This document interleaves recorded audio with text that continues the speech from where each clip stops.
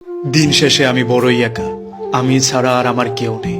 আমার কথা শোনার কেউ নেই, আমার কষ্ট বোঝার কেউ নেই। আমার মন খারাপ কারো হৃদয় স্পর্শ করতে পারে না। আমার চুপ থাকা কাউকেই ভাবায় না। আমার দূরে সরে যাওয়াতে কারো কিচ্ছু যায় আসে না। আমার হারিয়ে যাওয়া কাউকে কাঁদায় না। দিন শেষে আমি আমারই। না আমি কারো আপন, না কেউ আমার আপন হতে চায়। মাঝে মধ্যে মনে হয় প্রিয় মানুষগুলোকে আর একটু কম গুরুত্ব দিলে হয়তো থেকে যেত, কারণ অবহেলায় নাকি মানুষের গুরুত্ব বাড়ে।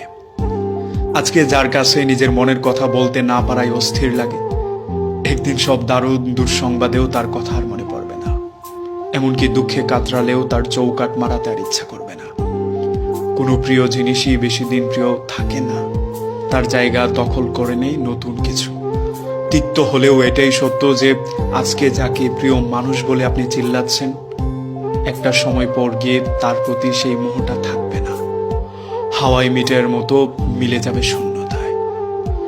দুঃখগুলো যন্ত্রণাদায়ক হলেও অস্থায়ী। দুঃখ চিরজীবন সঙ্গী ভেবে কষ্ট পাওয়ার কোনো মানে হয় না।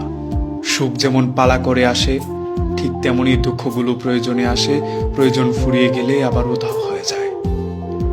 সময়